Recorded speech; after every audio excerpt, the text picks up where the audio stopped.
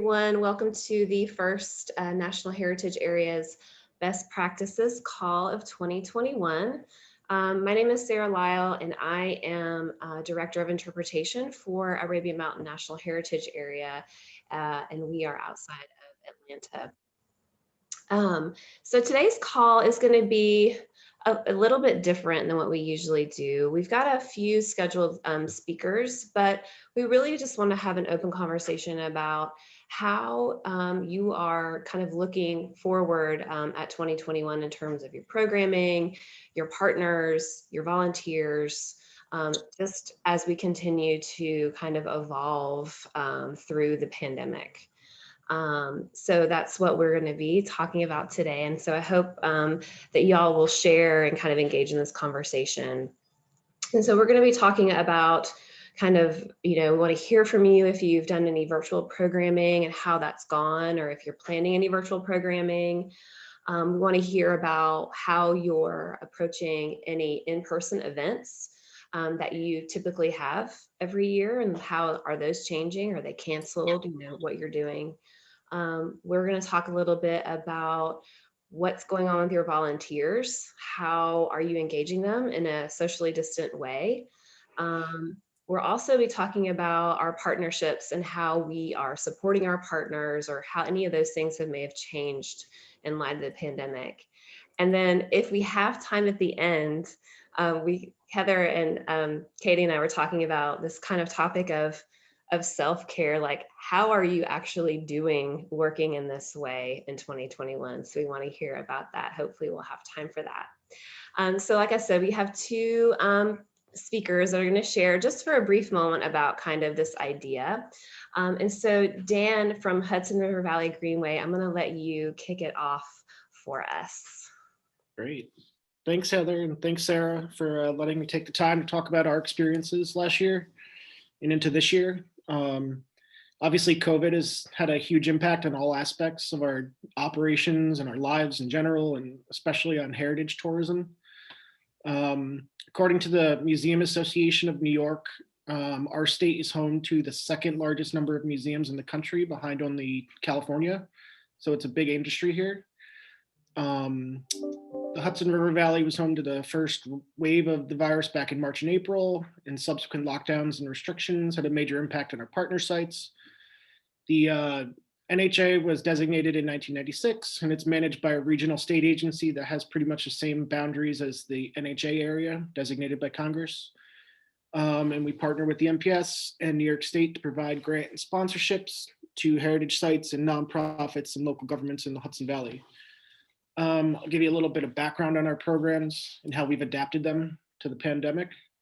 Our heritage development grants are intended to provide seed money to organizations for programming, interpretation, and marketing that support the mutual goals of the NHA and the applicants. Proposed projects reflect the mission of the NHA and must be consistent with the goals of our management plan. And special consideration for grant funding is given to designated heritage sites of the NHA, which there are now 105 of. But our grants and sponsorships are open to all municipalities and eligible nonprofits within the NHA area. Back in April last year, we recognized that many Hudson Valley sites have been profoundly impacted by the pandemic. And in order to alleviate that, we changed a few things about the program. In previous years, we had one round of awards per year, and it was usually in February and March. This year, we opened up to 3 or 4 rounds of funding. We spaced them out so they were every 3 months or so, and it was in order to provide flexibility for programming schedules to the applicants. We understood that many of the sites were closed and or operating with reduced hours, resulting in extraordinary impacts to ticket and tour revenue. So one notable departure for our grant program again is that we allowed staff time to be reimbursed as long as the staff were working directly on the project. Previously, we had just allowed that time to be used as match for the grant. And we're going to continue that into 2021.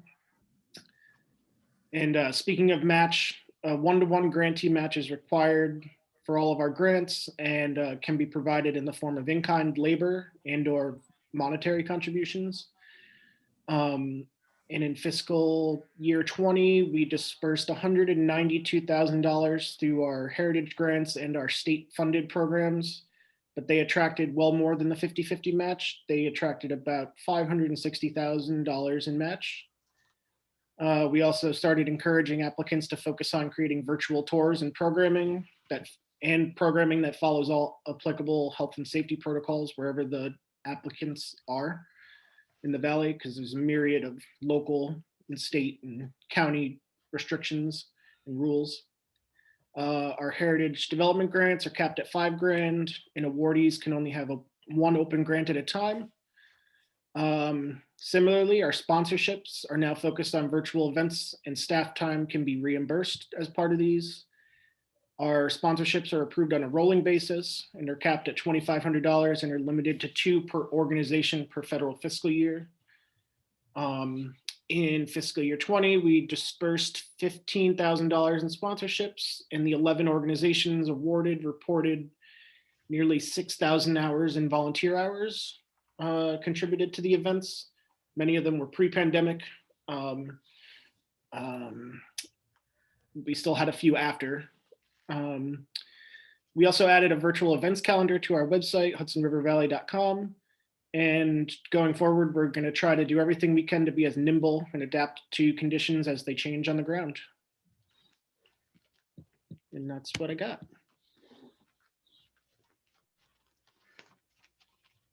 Thank you, Dan. Does anyone have any questions for Dan before we move on to our next speaker? And we'll, of course, dig into some of this stuff in a little bit, but anything off the top of your head now? All right.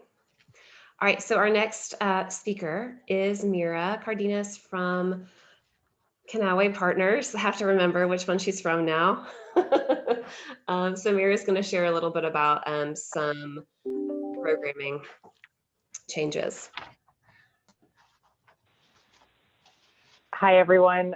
For those who don't know me or know Sarah, you might know that I came to Ohio and area Greenway from Arabian Mountains. So Sarah and I used to work together daily, and now just get to see each other in these little boxes. Although I guess if I were in Atlanta, it would be the same thing.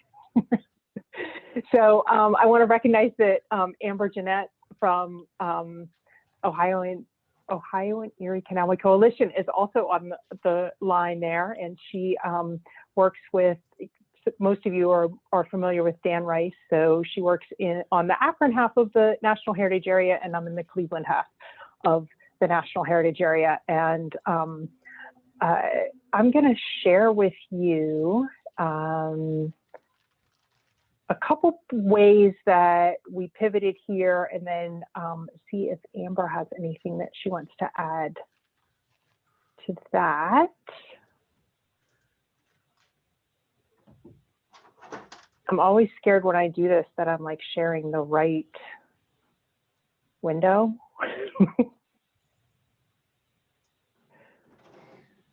Are you all seeing that?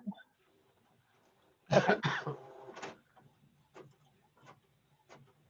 So we have a variety of in-person programs. We do a lot of recreational programming along the 101-mile towpath trail. We do community cleanups, and we do engagement programs based on history. So some of the things that we did last year, we did do a couple of our races virtually, but we were able to do our towpath marathon in October in person. And there were several cycling events along the Greenway that were also able to be held in person, but we probably had about a third of the number of participants as we normally would have. And I'm going to briefly run through 3 ways that we pivoted our programming, because they're all examples of things that, if you haven't already done this, I think there are components that you could take and use in your national heritage area. So one thing we did, we had an event called Cycle Canalway. It used to be a one-day event. It was held in Cuyahoga Valley National Park. It was encouraged to have, families would come out, ride their bikes. We would bring out some certain groups and get on the bike aboard train as well. So it was a very family centered event. We would only have about 150 people maybe for that event, but it was a great afternoon. It was a lot of fun and introduced a lot of new people to the trail. But we could not have that event in June as planned. So we turned September into the digital edition of Cycle Canalway. So we developed 3 types of rides: journey rides, jaunts, joy rides was like the family rides. So joy rides, jaunts, and journeys. And we created a guide that you signed up for online, and then you got the link and you downloaded these Canalway guides that had, they were highly curated. They told you where to park. They told you, how long the ride was, what you'd see along the way. And we put a little bit of a citizen science exercise in there too for kids to like do a water quality observation on the way. So when we held that event live, 150 people. When we held that event with signups through the month, we had over 1,000 people participate in the program. And that was a huge wow moment for us. The skill levels really resonated with folks. And we have a variety of ways that we curate experiences on the trail. I don't know if this just hit at a time when people were really hungry for it. We sent out weekly emails to folks to engage them. And then part of the engagement was to share photos along the trail with the hashtag Cycle Canalway. And we had over 3,000 people over the course of those weekly emails. So some people opened multiple of them. But 3,000 people opening emails, I think you all can appreciate that that's a really engaged audience. It might have been the prize. So we had these prize packs that if you hashtag Cycle Canalway, you were entered into the drawing for that week. And then we also got a lot of really beautiful images of people enjoying the trail. So we learned a lot from this. We also learned that the ramp up to getting people to share these images is probably, we had about a 2-week lag. The first week was really light, and then it steadily increased from there. And by the 3rd or 4th week, we were getting 100 folks hashtagging Cycle Canalway. So we're going to repeat this year in June, which is typically when we would have had Cycle Canalway. What we're going to do a little different is do very small activations. And we're going to update the guide. We have several new sections of the Towpath Trail coming online, so we're going to update that. We're going to start the month off with a bike tune-up day. We're going to do weekly guided rides that will be about, limited to about 20 or 30 people, whatever the state guidelines are at the time. And then we have the canal corridor itself is 101 miles. And with a project on the southern end and new parts coming online in Cleveland, we are going to have 90 miles of completed towpath trail by the spring. So we're working on what does that reward look like for folks who engage with all 90 miles during this summer. So that's one thing that we're doing. Another project that we pivoted was a live tour, which was part of Cleveland History Days. And we took the content that had been, it was mainly an architecture tour, and there's a neighborhood in Cleveland called Tremont that has a history of more than 30, I say immigration groups, but countries of origin over time. And there are 25 churches within a 1 square mile that represent like this breadth of immigration to the US. So we took a portion of those churches and we made, you'll see on the left-hand side of the screen, the sites that we chose. And then at 5 of those sites, we had chalk artists who were drawing a current immigration story. So that cute puppy that you see was actually a story inspired by a woman from Nepal. And that was a new, that was a way that we were trying to tie historic immigration into the fact that immigration still happens today. And we were able to partner with Global Cleveland, and they helped us to connect with their constituents who were willing to share those stories. And then we gave the artwork to the people who inspired the artwork. We're going to repeat this tour this year, and we're actually going to do more, highlight more of the chalk art. I'm going to say that when we did this in June, we were really doing this. We were trying not to attract a whole lot of attention because the city was very strict about people gathering at the time. So we did it a little bit on the down low. You'll see these A-frames that we had out on sidewalks, but we were making sure that they were always on private property, that we weren't encouraging people to gather, that we were, but now that we have different guidelines and we know a little bit more, we can, I think we can be a little bit more bold about what we're doing. The other thing we heard from folks is they really wanted to go inside the churches because we talked a lot about what was inside, and that's another component that we're going to add this year.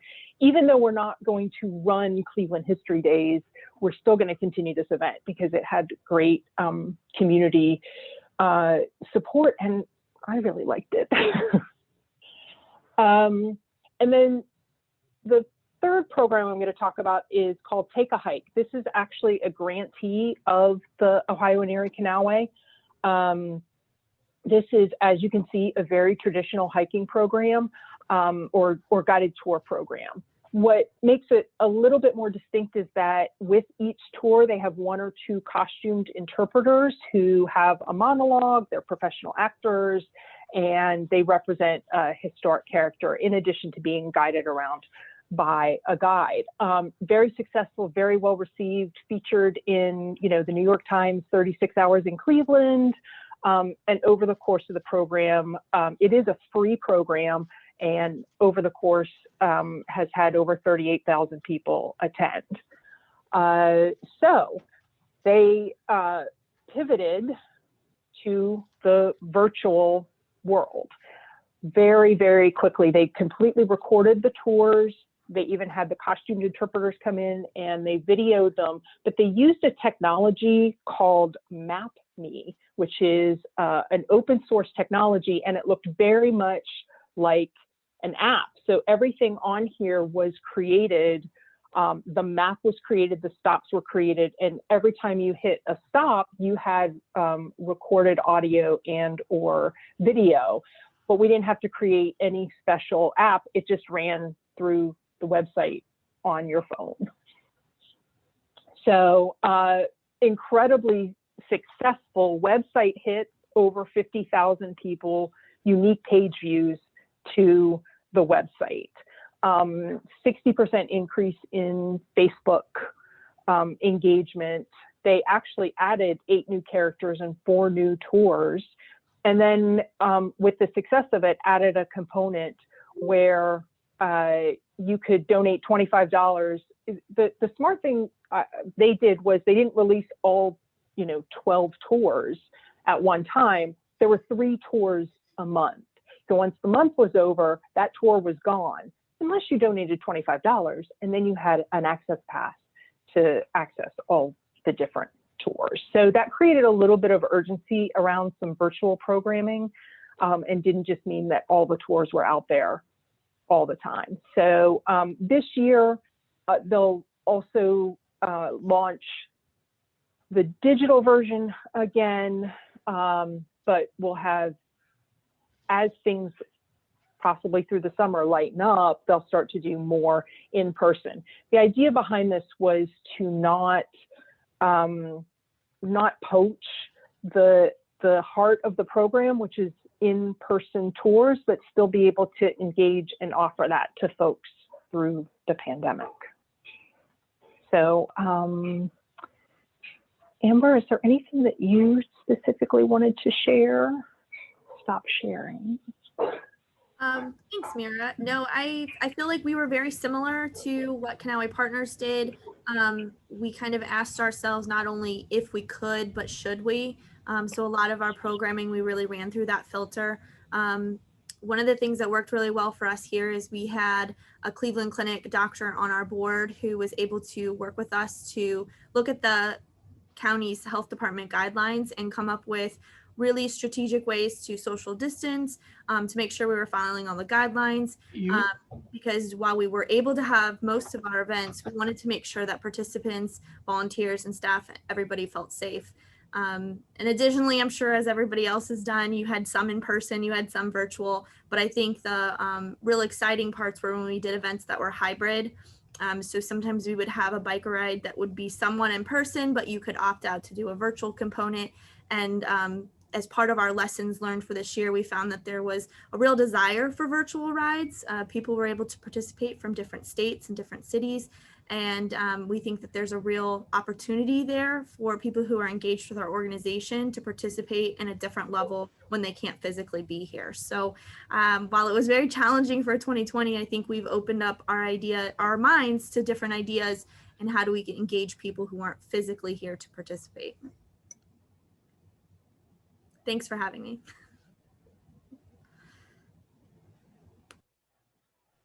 Right. Thank you, Amber and Mira.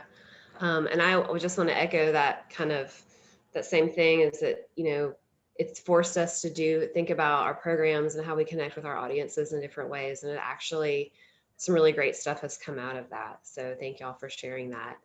And so with that, we're just gonna, we're gonna open it up to the conversation. I'm really interested to hear about this, I guess it's kind of a two-parter. So in-person events, so events that you've traditionally done in person, whether that's a race or a hike or a tour or whatever. What have y'all done to either pivot to a virtual program or how are you approaching those in-person events just given the pandemic? Like, are you, having less people show up? How are you social distancing? What precautions are you taking? One question that I have about some very small groups that we're going to be doing in March is, should we have a COVID waiver? I've seen lots of waivers out and around for different types of things. And is that something that your organization is considering or has done? So I'm going to just open it up to the group. If you would rather type in a question or share in the chat, that's fine too. I can read it aloud for everybody.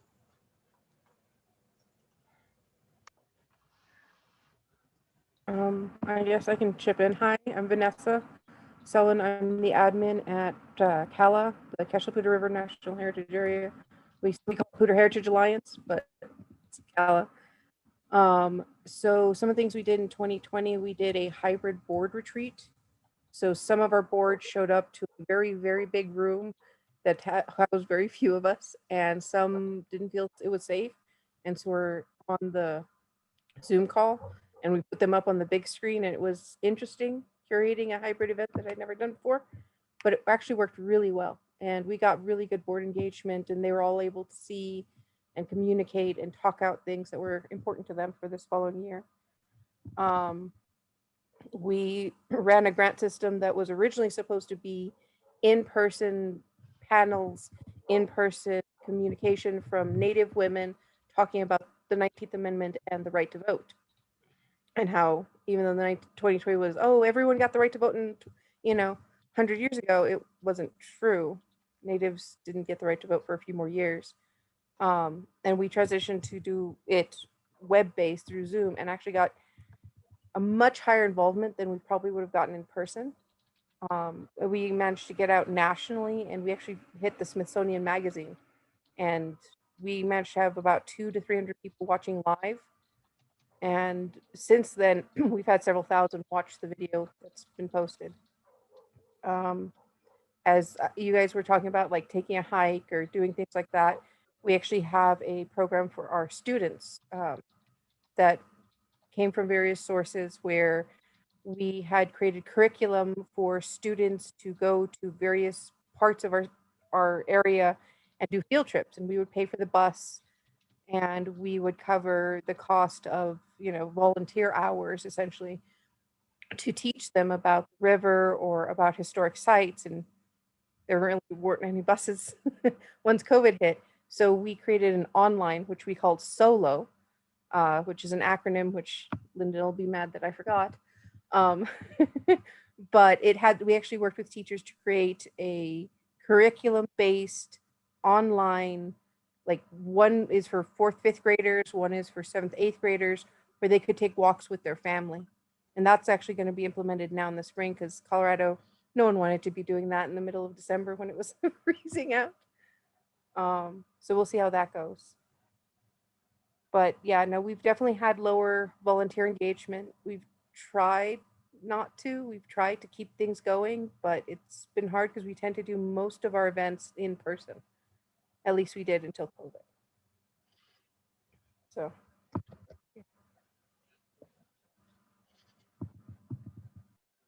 Thank you, Vanessa. Oh, I can share, Sarah. Or unless does somebody else want to share? No, you go. I'll go after you. Okay. So when COVID first hit, we had a grant to do a bunch of programs called Lincoln the Great Communicator. And we did these in our communities. Many of them were small rural communities. And we'd have a Lincoln presenter and a folklorist musician do a program for about an hour about Abraham Lincoln and communication. And it was super popular, and the cool thing about it was they tried to tailor it a little bit to each community, or they'd at least kind of mention the community in their program. And so we'd go to that community, and the community would like rally people to come, invite people. And it would usually get about somewhere in the park of 75 to 100, sometimes more, depending on where it was, an audience. Well, we couldn't do that when COVID hit, and we're rather large. We have 43 counties and 28 communities scattered all over. So we took it virtual, but because we were going virtual, we came up with a component for each community to be highlighted. So what they would do was create a 2-minute video intro about their community and their Lincoln story that we would do, like the introduction, and then the community story would come on, and they'd have somebody on film saying, welcome to this community, and they'd talk about their story. And then we'd go into the live broadcast of the show. And typically before COVID, that would be it. There wouldn't be anything after like the performance. But what we did was add a Q&A time for about 20 minutes after they were done. So it was like 90 minutes long, but people stuck with the whole thing and would stay on to ask Lincoln and the performer questions. And it was super popular. And our numbers in some cases were quadruple what we ever would have had if we'd had it in person. And even though like we did it different times, like it was the same show with a little different intro, it was really the exact same show, we still maintained a really good audience. And we also co-hosted the event, because we would co-host it on Facebook with the community. So the community would be promoting it on their Facebook page, as well as we'd be having it on our community partner, as well as our Facebook page. So that was a really successful event that transitioned from completely in person to totally virtual. So we had great success.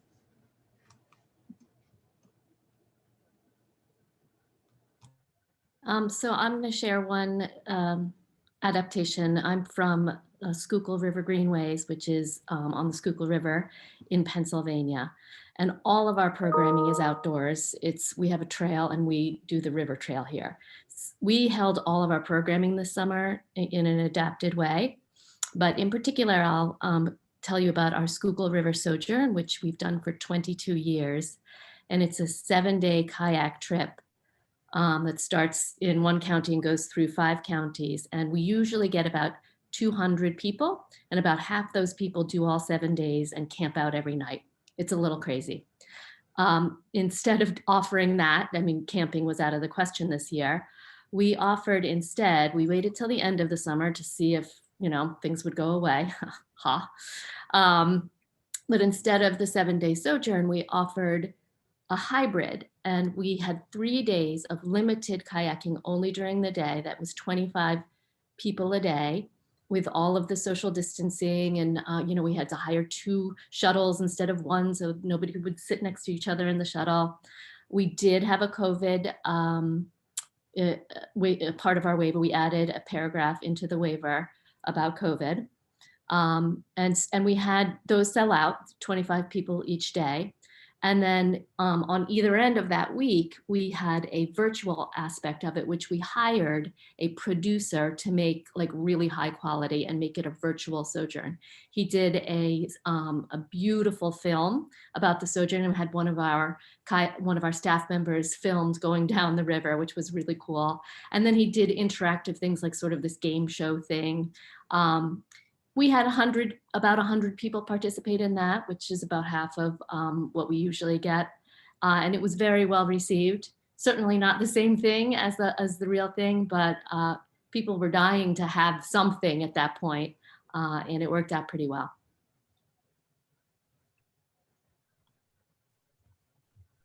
Thanks, Elaine. Yeah, I'm hearing everybody, the common theme seems that like you decided to do this virtual or self-guided thing, and then the numbers just went crazy out of control, like above and beyond what anyone would have expected. And I'm really curious to see a couple years down the road as some of us will maybe continue these adaptations if those numbers still hold. I'm really curious about that.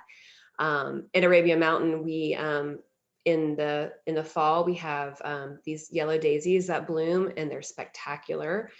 And we usually do one guided hike in September for that, and that's a capacity of 50 people.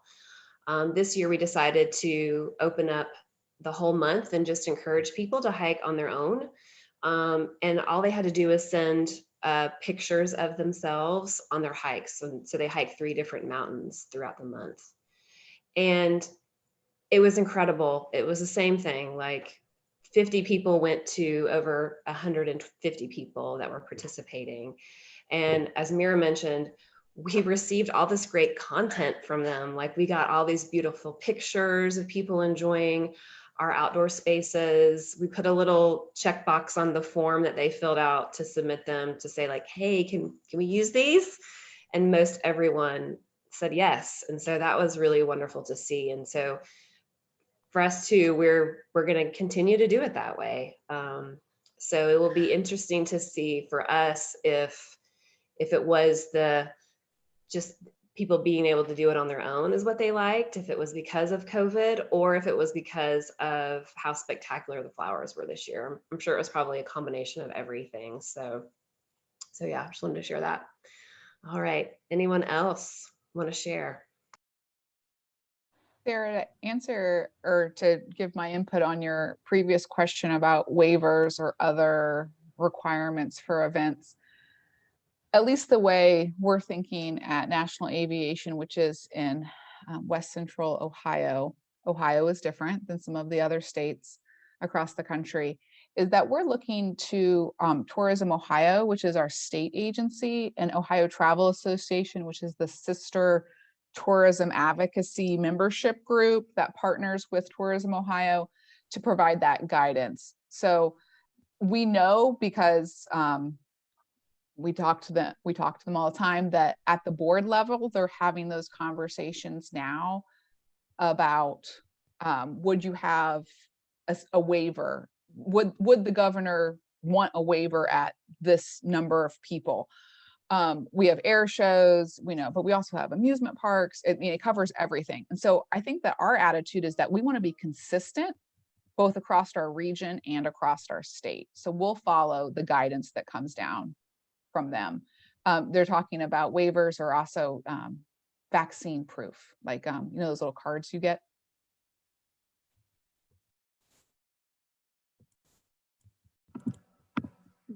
The only concern would be that vaccines, if they do only have a 5 to 6 month immunity and people are able to be reinfected by the new strain that is coming out, and it actually shows a higher infection rate, especially in younger populations, is a saying that, oh, well, I've had the vaccine a year ago, okay, or 6 months ago, or 8 months. Where is the cutoff? If we're going to regulate it within our own heritage area and our own events, we'd have to figure out where the cutoff is. And that's why we're removing us from being the decision maker. That's why we're looking to our state health department and governor's office for that guidance. That's good advice. Thanks, y'all. Blake, I see that your hand is raised. Yes, I was trying to be very orderly about this. So we're recently designated back in March of 2019. In 2020, it was our third year of holding our Delta Heritage Forum. So I'm with the Sacramento San Joaquin Delta National Heritage Area in California. So we were in the third year of doing the forum. The first 2 years were in person, but obviously the third year, we just weren't going to be able to do it that way. One of the things that I think was really beneficial from doing it virtually was that we're able to have people participate from across the country. So we had Sarah Capon and Kathleen Benedict talk to the people that were attending, talking about their experiences being an existing National Heritage Area, because obviously we're so new. It was helpful to talk to people that had a lot of experience doing it. And Linda Stonier, who is our regional coordinator, was able to participate, although she's only a couple hours away, but it was still helpful to be able to have that, we were able to get people to participate that were across the nation in the conference. In addition to that, we also had some short videos that we're able to post on YouTube before the forum. So that was a way of actually being able to get people to get outside of the facility that we had before and be able to kind of tour different parts of the region, which we weren't really able to do before. So I thought it was, a good way to sort of explore the region and be able to kind of enable people to get out, even if they weren't actually out. So I think that even if we do have it as an in-person conference, I definitely think that we'll be able to integrate some of the things that we've done this year.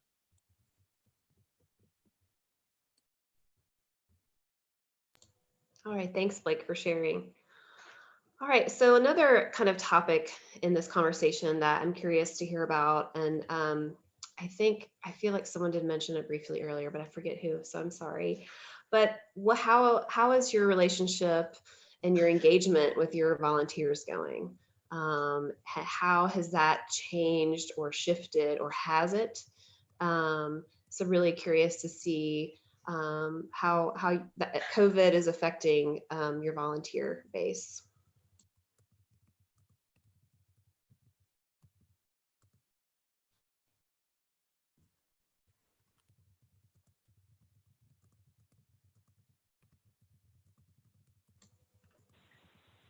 I think one of the things that changed for us was that when we did our massive river sweep in September, which is usually held in May, and it's usually about 800 volunteers in one day coordinated, we cut that down to 300, and you had to sign up ahead of time. What that changed was a lot of people were used to just showing up where they knew we were going to be, which was a clean site, and signing up that day. So it I guess in some ways formalized that relationship. Like you had to, and I don't know yet what the fallout from that will be, if there is one, or if it's better because we had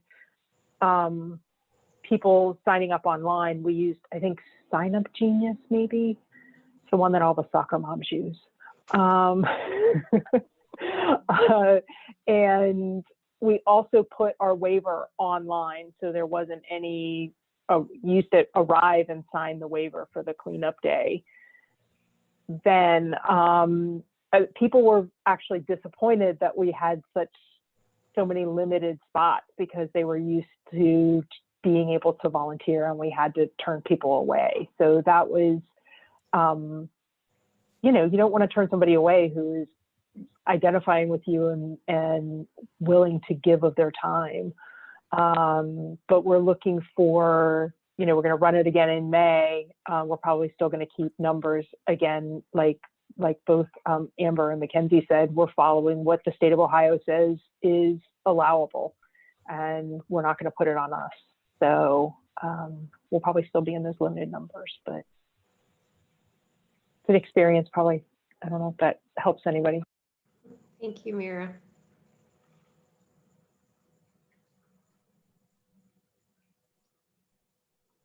All right.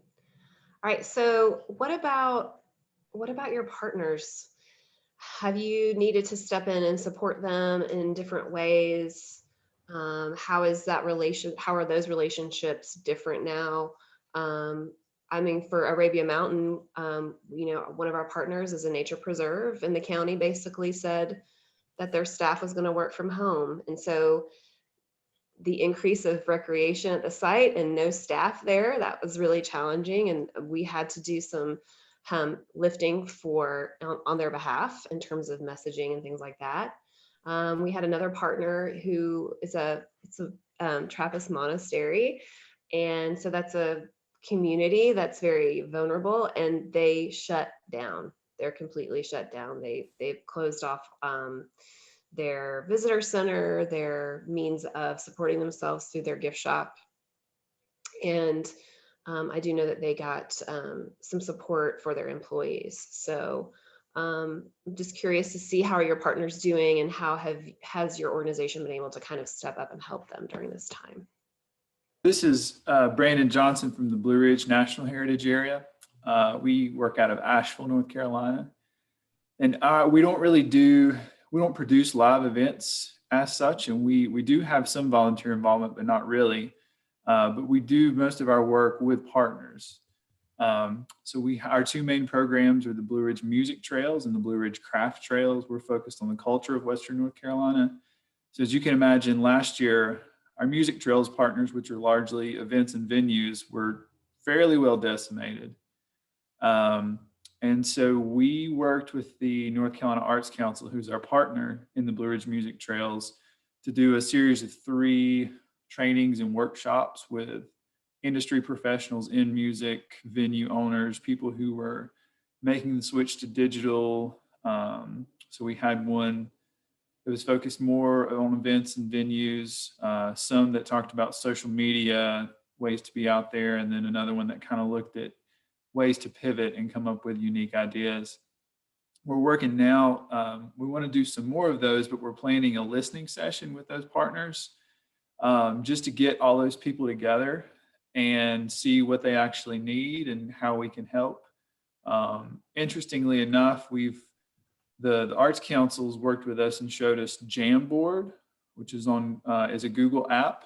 You may or may not have seen, but it's called a communal workspace, which is kind of a hard thing to process before you see it. But everybody can edit the same document in real time, and you can all see it. So that is something we're looking at doing, and we're building out the Blue Ridge Craft Trails right now with a grant from the Appalachian Regional Commission. And so we had to put that on hold, site visits and research on hold for much of last year. But we have a COVID policy in terms of how we travel, how we, mask, hand washing, single driver cars to visit people. We have lost some of those partners, people who were already on the craft trail. And we had a really hard time getting in touch with a lot of potential craft trail sites, particularly spring and summer last year. But we are really excited for that. We've got a couple counties that we've finished and launched with some PR and social media. And so through the year, we'll be working on that, and really excited to hopefully give some folks a boost as they get their craft out over the coming year as we bounce back from the pandemic, hopefully.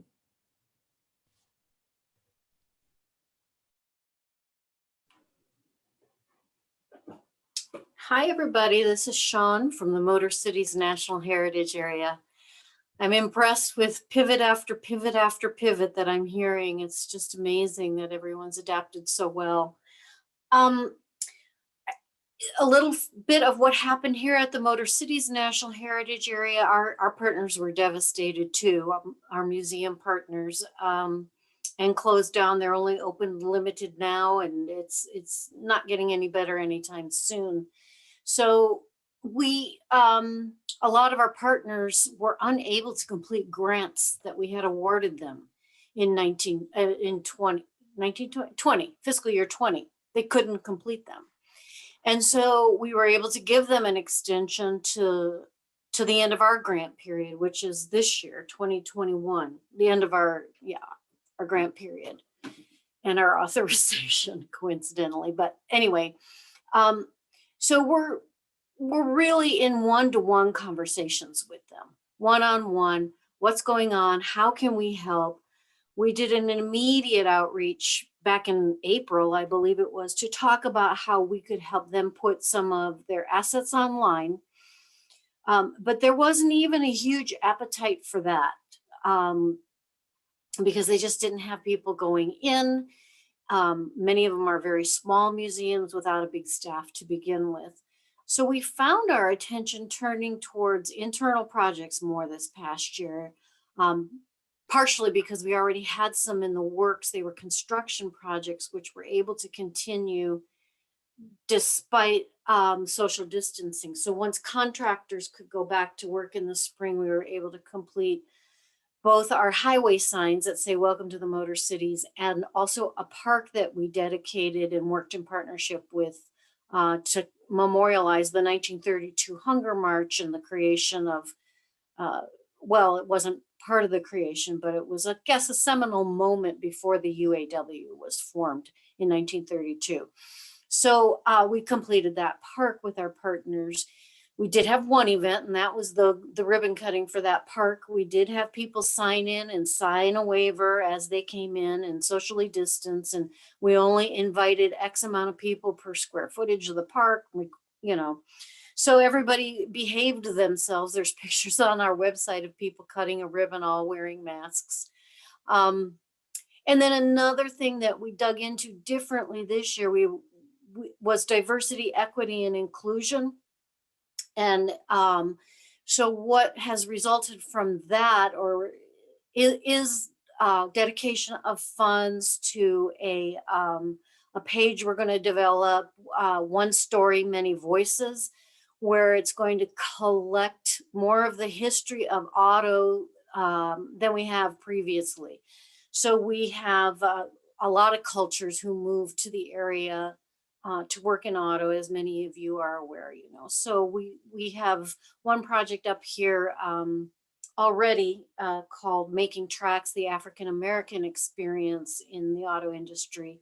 So it only went through 1949, so we're gonna update that and come through to the present for the African American experience. And we're in the project development stage of that, as well as the Hispanic culture, Polish culture, Japanese culture. All we're starting to discover stories we did not know before ourselves about different cultures and who have been impacted by auto in their history. So that's been a exciting learning opportunity for us. So that is in essence how we are changing. We put up a program called Motor Cities Online, which I think Annie and Essex got the hashtag going last year. It coincided with our Speakers Bureau that we were just getting going. So we expanded that and put it online. And like many of you are reporting, we had people from California tuning in and all over and different time zones, and people that would never have paid attention before. So that is a really cool thing. Our volunteers did not fare well in this whole COVID thing. So our volunteer program has taken a real hit because it was event-based.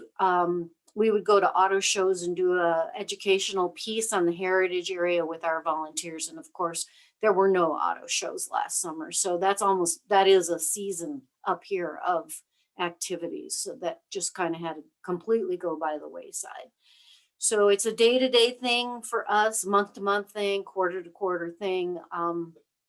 It impacted us negatively also with our match. And I know that is true for a lot of people. So we're having to be, look in places we haven't looked before for match. Recording match we let go of in the past because we didn't need to record it. And we're working closely with our NPS staff on that, who are very supportive. So That's in essence what's happened up here during the COVID-19.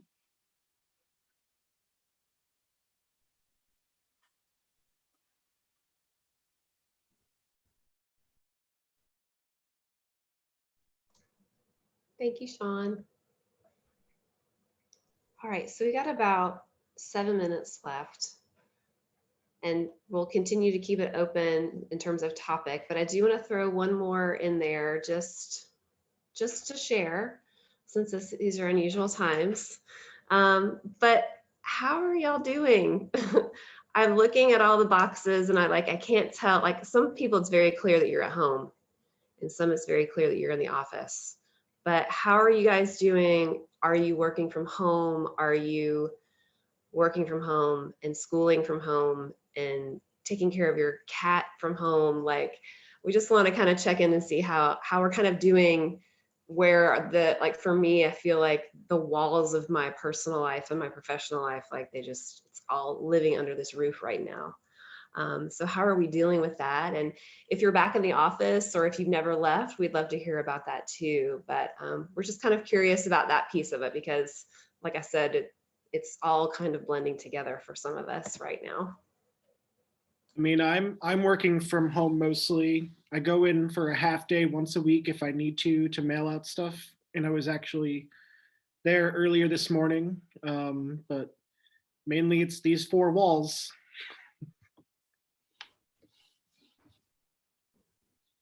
Hi, this is Mackenzie. I feel like I started strong in the pandemic, like in March, you know, when we had a stay-at-home order in Ohio, and we instituted a daily call. There's only 2 of us at the National Aviation Heritage Area, but we do have a volunteer board member who joins our daily call because she has an office in our building, and she's just part of the team, even though she's not paid. So we had a daily Zoom call every day at 9 o'clock, and part of that call every day was, how are you doing? How are you feeling? How are you taking care of yourself? What are you watching on Netflix? And then summer came and things got better in Ohio, and we were back in the office and we were being careful. We have a high risk accountant who comes in once a week. So just being very careful. But the National Park Service staff isn't back. They've been home this whole time. So other than like a maintenance person, I'm not running into my colleagues. They're not coming back anytime soon. So it's very lonely. And then it came to fall. And so I don't know if my progression is the same as some of you, is like, you start strong, you're like, we can do this. And then summer is sunny and we're outside and we're going on 4 walks a day and we're bumping into people. And it's awesome because you feel like you're getting stuff done. And then winter comes and it just sucked. I'm sorry. It's hard right now because now we're so far into it, right? And I think that, you know, for some of us who manage people, you know, it's hard to support them, but also not bear their emotional burden. We still have to take care, you know, like we're not their therapist, we're their manager. I'm looking for a couple amens, people. I'm not seeing any. Okay, got it. Okay, good. And for me, you know, for us, you know, us who report up, you know, we also have to be honest with where we're at, you know, and so that's my diatribe for the moment. I guess for me, we went virtual March 14th, 15th, and we've tried once or twice to have in-person meetings once a week or once a month, because sometimes you just have to be in person to get certain forms done. But we've primarily been at home, and because I was fresh out of my PhD, I did a lot of deep diving in the psychological ramifications of being home and tried to implement tips and tricks to try to stop what they call something creep. I forget. It's like unavoidable creep or unavoided creep, where basically what happens is if you're working from home, then you stop having a work schedule and a home schedule. Because if you're home, you might as well check your email and answer your email at 9 o'clock at night or 2 a.m. because you know, whatever. And because you do that, you end up causing cross-circuiting in certain parts of your brain, which can lead to insomnia, anxiety, depression, and a lack of productivity. So one of the biggest tips and tricks that they had was set a work schedule that said, okay, after 6 p.m., 8 p.m., I am not going to look at my email unless it's an emergency day until tomorrow. And by doing that, you actually enforce there is a home time and a work time, because I mean, I live in a very small space where I don't have an office. Like I'm literally, this is my couch.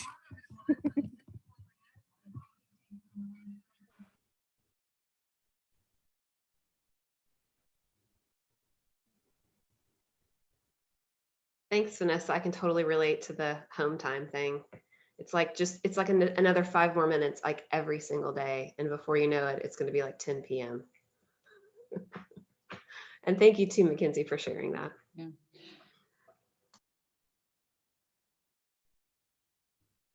I'll just say that I'm very thankful for Katie and Chris and Liz on this call.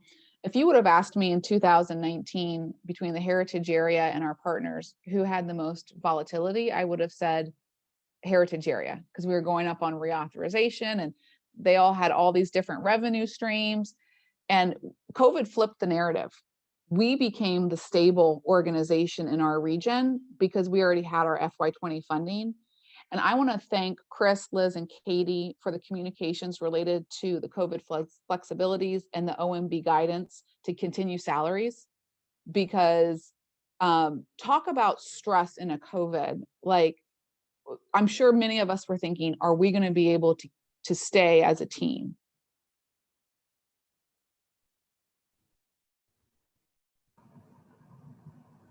This is Katie.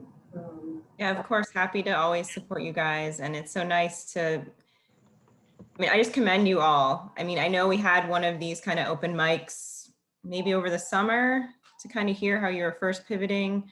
And during that time, it was like, you know, kind of from where I sit, it's like so worried that what this means for you as our partner and how we best support you and what constraints we have around COVID and what we, you know, and I thought then it was great, but I feel like at that point there was still a lot of like, oh, I don't know what's going to happen. We have to cancel everything. Like our volunteers aren't going to be able to help us. What about Match? Obviously Match is still an issue, but like listening now, I know my camera was off, but there were a lot of times when I was just like, yay. Like it's so nice to hear that. I think this is it'll be interesting, you know, whatever that time frame is, enough out to get the perspective back, but like to really understand how this has helped heritage areas like across the country. And you get that from people being able to participate in your events no matter where they live. I mean, I was able to join Blake's conference, which I would not have been able to, you know, before. I was able to check in on a Facebook Live event that Arabia Mountain did. Like I wouldn't have been able to be there before. Like I feel like I feel more connected to you guys than I had in the past.